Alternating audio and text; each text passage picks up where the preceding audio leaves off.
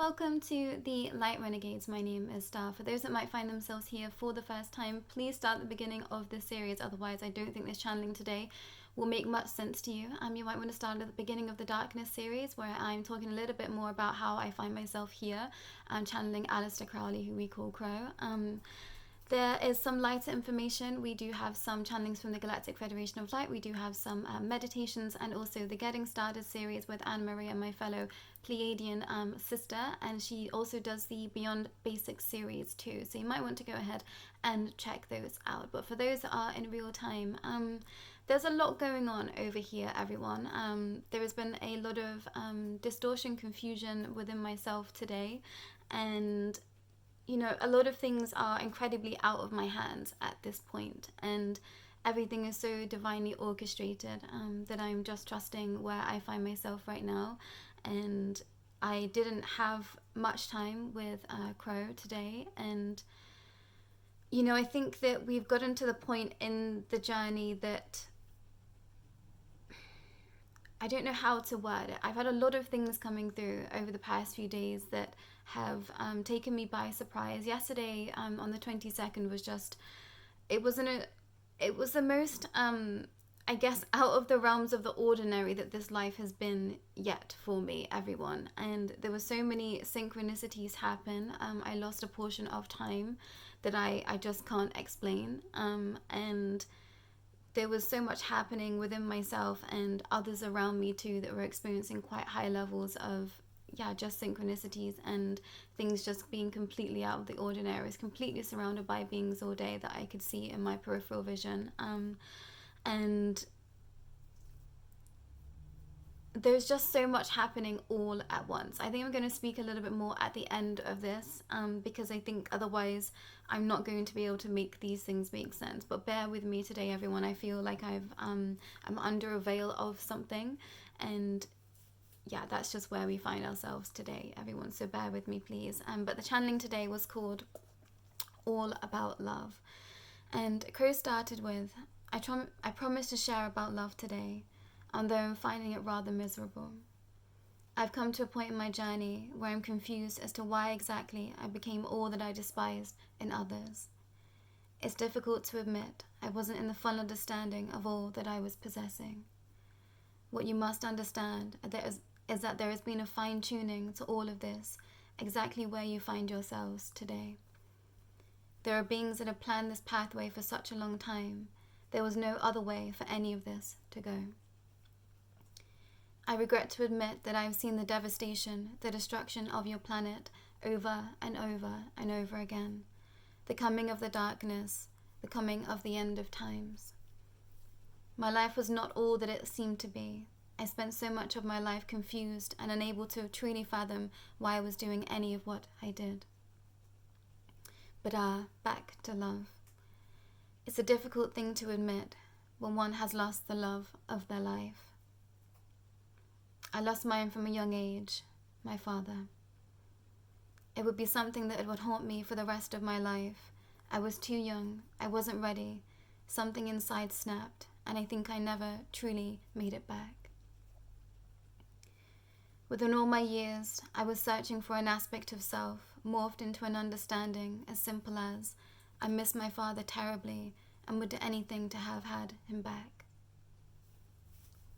I believe my life may have looked very differently if this had been the case.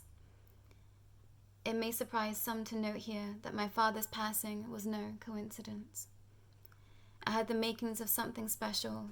My life was hijacked by beings of great power, and my life was hijacked by beings of greater power than I could have ever possibly imagined. I knew magic was real. I'd experienced so much, yet I was aware of how I'd experienced so much, yet I was not aware of how out of control my entire life was. My sexuality was something I think deep down I was ashamed of, something that ran through my veins cold, unsure if my father would have disapproved or held me close. I fear either way I would have displeased him.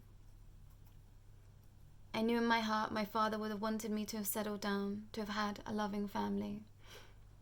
And I did try that too for a time. In every man I encountered, I think I was looking for my father, a hero, an ally, a friend, someone that saw me as equal.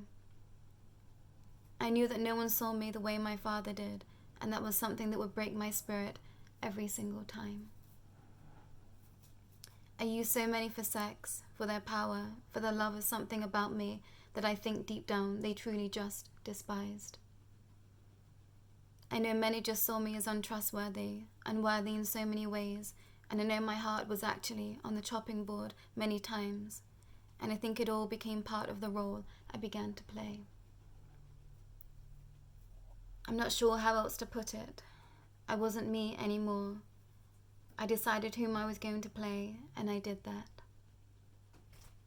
That was all I was doing, fulfilling a role, I thought. That was all I was doing, fulfilling a role that I thought that I should. But where did that come from? Where was the nature's end? Where was my life truly different from anyone else's? Yet it was me they cared about, me they spoke of, me they tried to keep out. And then energies really took a shift and a turn, and I was having real trouble channeling this with Alistair today, and I've gone through a massive shift in my own energy today, and this is something that's wrapped up within something of my own personal journey that I'm going to speak about in a moment. But Alistair's final line was, "I'm frustrated here, something has to change. I promise to bring more forward when it is time. I cannot do this now, there are things that I must face." And as that came through, it was like I could see him and his father, and then I got this flash image and this understanding that his father is potentially a reptilian, everyone, and he hasn't come through to confirm this yet, but that was what I saw. And before I got to that last line, I had some minutes with Alistair, and I said, like, "Are you okay? Is there anything that I can do?" And, he said, "There's nothing you can do." And I could feel that there's something that is being pulled on within him, that there is something that's still being played on within him. And, I've started to understand where I find myself right now within all of this. And, no one is truly free from who they are at a soul's level. And where we find ourselves today, I think that there is just so many beings in control on so many different timelines that it's very difficult to keep oneself in one specific space. And, I was brought to and reminded, of when Shauna L. Francis, thank you, Shauna, was channeling Queen Elizabeth with regards to, the reptilian order and her being a reptilian, and how difficult it was for her to bring the information through sometimes. And I thought, that's what I'm dealing with here with Crow. And I was thankful to have that understanding, because I don't think I've had this level of infiltration before. It was coming through with the Diana series, where I was channeling Princess Diana, but not to this level. And when Crow is speaking about seeing timelines of the destruction of our planet, I have seen this too. And this is something that I think I've been fearful of bringing forward, because I wasn't entirely sure what it meant at that time. And, I haven't been a being that has seen this, apocalyptic lifestyle that has seen, many devastations of time, space, and the spaces that I've been. I've seen like maybe 2 different separate occasions where, the world was crumbling around, and I was there for that time. But I was seeing our planet, and, our planet being completely encased in fire and destroyed. And, I was on a ship out of that planet. And, I did go into panic mode. I was like, is this going to happen? Is this like, are you sure? Are you forewarning me of something that is going to happen? And, my teams assured me that this isn't something that will play out, but everything happens, everything happens somewhere. And as I've stated before, we are working with a set of very specific timelines connected to Aleister Crowley Crow, and where we find ourselves with regards to the reptilian order, and I guess at this point ritualistic abuse, and the savagery of the human race, I think is what I want to share, everyone. And there is layers to this that I feel like I can't fully comprehend. I was having real trouble trying to make this all make sense in my mind, and I've been very much pulled out of my good flow. And this was because of something that I did today. And I did something and I thought, I don't know why I've done that, because I knew that it was going to ruffle some feathers. And the information that I've been given is that I ruffled some feathers today to prove to you that you are still in the grips of something else. It is not you that is leading your life at this time. And I'm speaking to two people specifically at this time. And you know who you are. And, you know, I think that it's going to be really obvious to you now that I've done what I've done, what I did today. And, you know, I felt real drained this evening. I felt really drained. I felt really confused. But the start of today, you know, after integrating this other level of myself, like I said yesterday, I was bringing in this battle self. I felt so switched on. My eyes were completely clear. And it was like I was moving like, you know, like with animalistic instincts, I would like just spot something out of the corner of my eye and have like laser focus on that thing. It would be like, you know, a speck in the ether. And it was like I was clocking everything like eyes of a hawk. I was outside and it was just like everything was so crystal clear, crystal sharp. And I thought, oh, this is like the battle aspect of me. It was very animal-like. I don't know how to really describe it. It was just like pinpoint reactions to everything. I felt like, you know, if someone would have chucked a basket of balls at me, I would have been able to catch them all in quick succession, which I think is the only way to describe how, you know, laser focus it seemed like my reactions were to the world around me. But everything on the other side of what I did today has felt very full of haze and confusion. And this is to prove a point to someone. One, that they are connected to me, that I feel their energy, and two, to help you understand that you're not in control right now. As much as you think you are, you're not. And, you know, I'm here to help. I'm here to help in whatever way I can, but this is going to be up to you to step forward. And I think that's all I want to share on it today. And I'm actually away this weekend, which is why, you know, all of this comes in divine right timing. And, you know, I was expecting to have a crumple of my energy last weekend and it didn't happen.